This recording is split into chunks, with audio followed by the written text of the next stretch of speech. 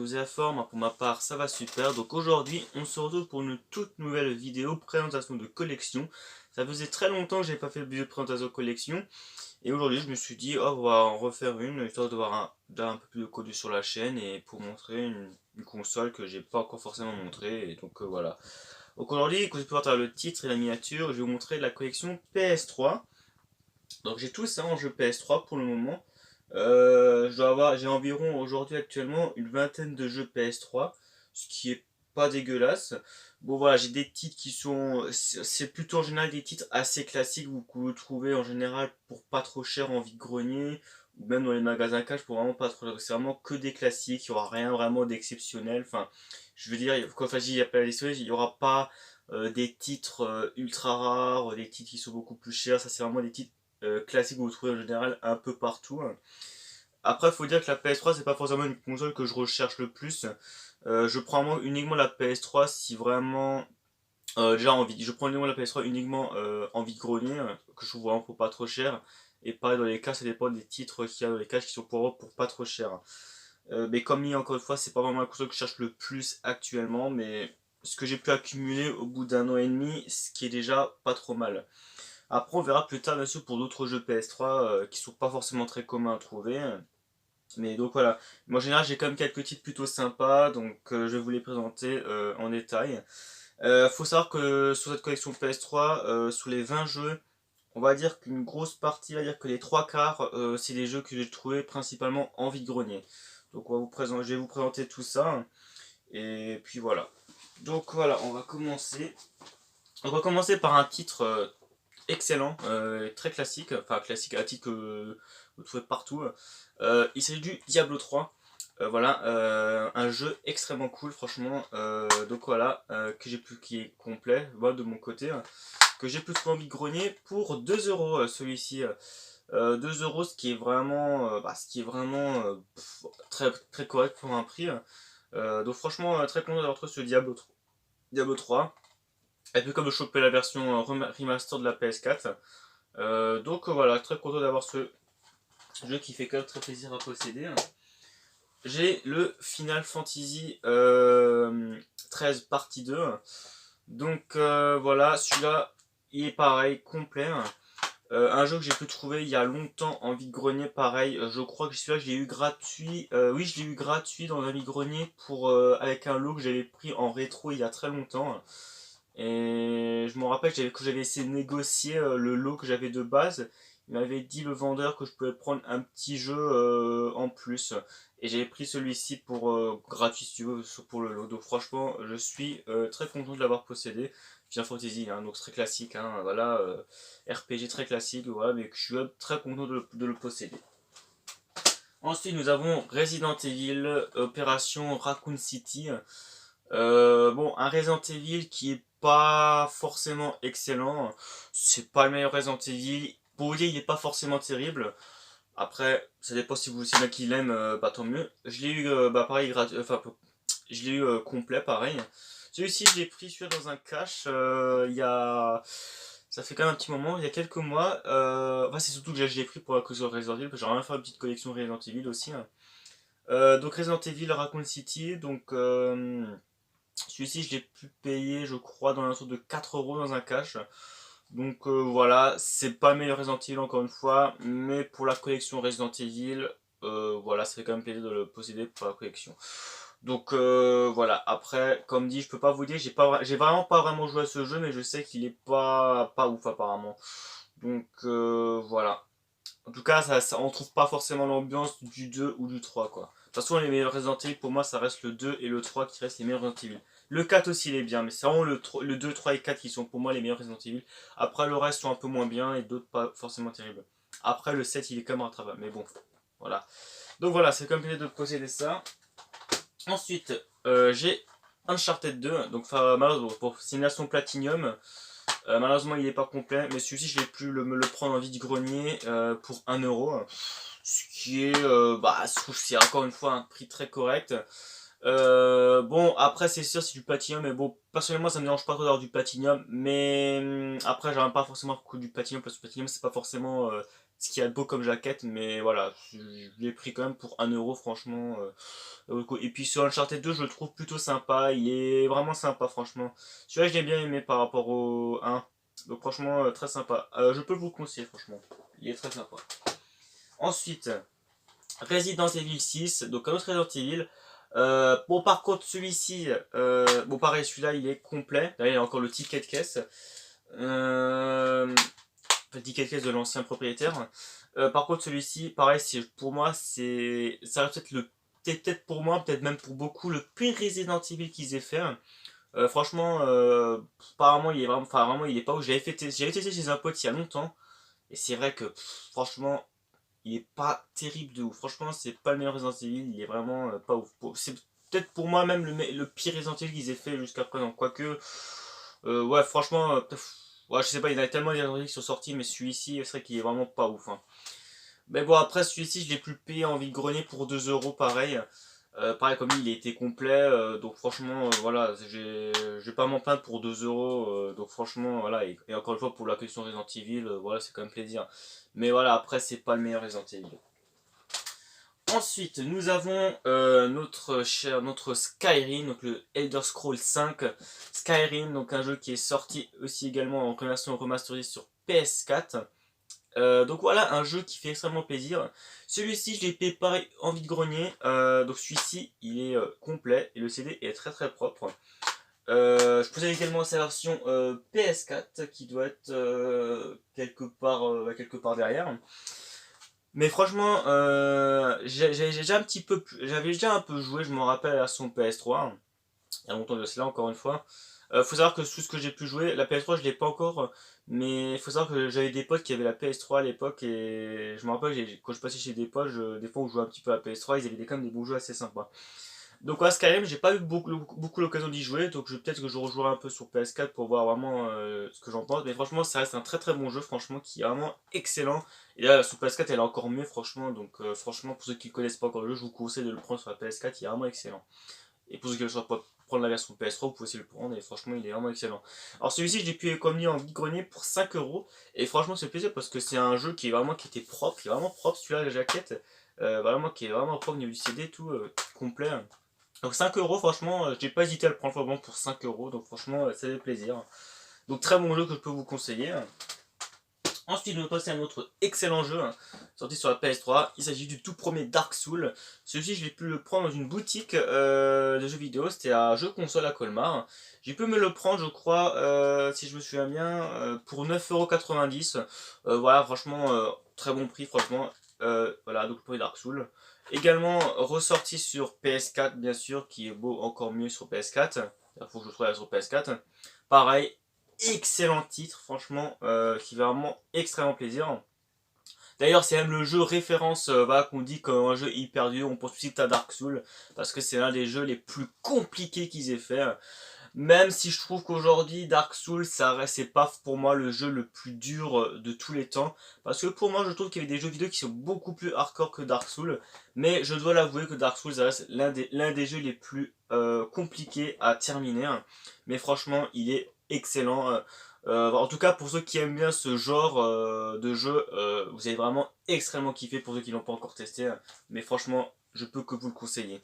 Et là, je vous conseille même de le prendre sur la version PS4 qui est encore mieux. Donc voilà, je vous le conseille. Excellent titre. Ensuite, nous passons à Killzone 2. Je crois que c'est ça, Killzone 2. Ouais, Killzone 2. Donc sur sa version Steelbook. Pareil, soit je l'ai pu trouver dans vide-grenier pour 3 euros. Et je crois qu'il est complet. Exactement, il est complet. Bon, il manque juste le petit fourreau, vous savez, le petit fourreau là où il y a le steelbook, vous savez. Donc ça, il manque juste ça.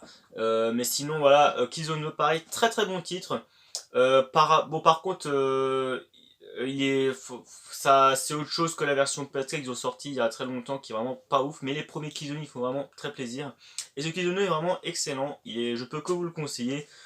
C'est un univers assez particulier, un peu futuriste, mais qui est vraiment excellent à jouer. Franchement, si je vous conseille un Killzone, ce sera vraiment les Killzone qui sont sortis sur PS3, qui fait vraiment plaisir. Et je crois qu'il y en a aussi, ouais, et le Killzone sur PS2 aussi, parce que je crois que j'ai aussi un Killzone sur PS2. Ouais, je vais l'avoir quelque part. Et je vous conseille vraiment les versions, les premiers Killzone qui sont sur PS2 et sur PS3, parce que franchement, celui qui sont sur PS4 est vraiment pas ouf du tout. Mais franchement, celui-là, je vous le conseille, il est vraiment excellent. Donc celui-ci, je l'ai quand même payé pour 3€ en vide-grenier, ce qui est vraiment, encore une fois, très correct. Ensuite, nous avons une série mythique de jeux de combat. Et de Super Street Fighter 4. Bon, c'est pas le meilleur Street Fighter, mais franchement, celui-ci, je l'ai payé, je crois, une dizaine d'euros dans un cash. Donc par contre, forcément, il est complet, ça fait quand même plaisir. Voilà, un Street Fighter, bon, rien à vous dire, vous connaissez les Street Fighter, célèbres jeux de combat. Bon, c'est pas le meilleur Street Fighter de tous les temps, mais il est plutôt sympa. Je peux vous le conseiller. Vous pouvez le trouver quand même assez facilement celui-ci par rapport à d'autres Street Fighter, mais franchement, voilà, ça reste classique, il est bon, mais sans plus, voilà. Très très cool. Tomb Raider.